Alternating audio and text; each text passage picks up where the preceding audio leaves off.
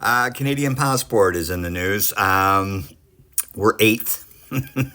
Apparently, we're eighth. Our passport is ranked eighth in the world out of, I don't know, 200 and something countries, 230 countries around the world. Eight's pretty good. We used to be second. Now we're eight. The whole thing, it's just math.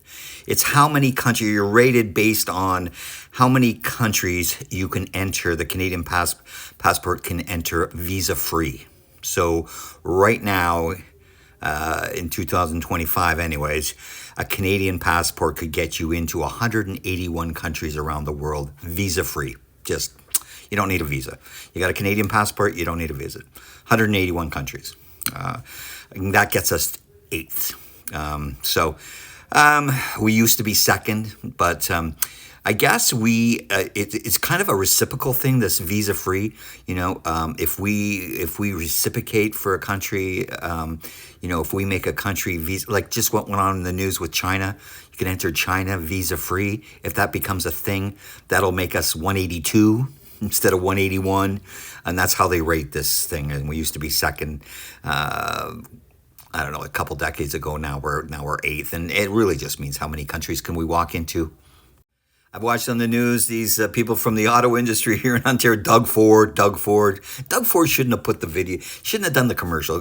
Kearney told him not to do the commercial. Doug said, "Nah, I'm doing the commercial." They were the romance, the bromance between Doug Ford. A lot of Westerners think Doug Ford's a liberal. Anyways, it's fucking crazy. Doug Ford is no freaking liberal, I'll tell you that. The bromance is over. Apparently, a little spat publicly. He's got 3%. We're Chinese EVs. The number 47,000, 49,000 represent 3% of automobiles purchased in Canada. That's a very to get our canola oil and our agricultural business with China back, and to get our lobster industry back coast to coast on both coasts. 3% in the auto industry. Listen, Trump wants to decimate the auto industry anyway. There's no indication that the U.S. automakers are going to stay in Canada. So we need to look elsewhere. We cannot. The world is not the same. A lot of people want to go back. We just got to go back to the way it was a couple of years ago. It's not going back. It's going forward. And forward is less American shit. And American automakers, the big American automakers, they're not going to be here under a Trump regime. And so there's no guarantee. So we need to look elsewhere, people. We can't go back. These people are waiting for the return of the auto pact. It's not happening, people. This leads to this. CUSMA. Is CUSMA going to collapse? I don't know.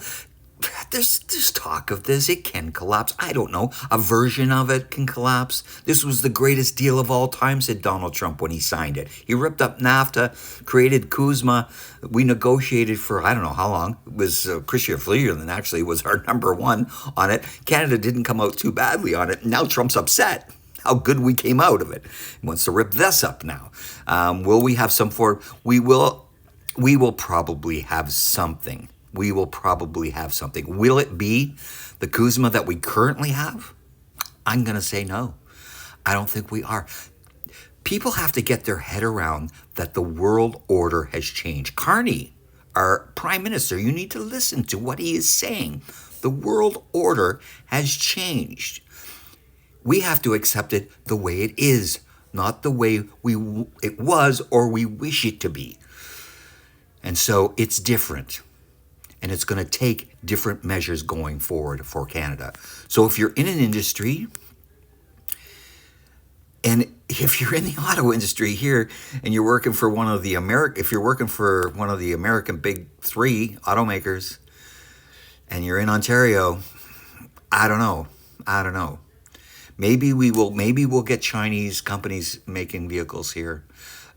We import 700,000 cars from the U.S. I say put tariffs on that shit. Put tariffs on American vehicles being assembled and coming into Canada. Put big tariffs on that shit. Canadians need to start buying Canadian. We buy 2 million cars. We need to make the 2 million cars. It's a different world, and people have to accept it.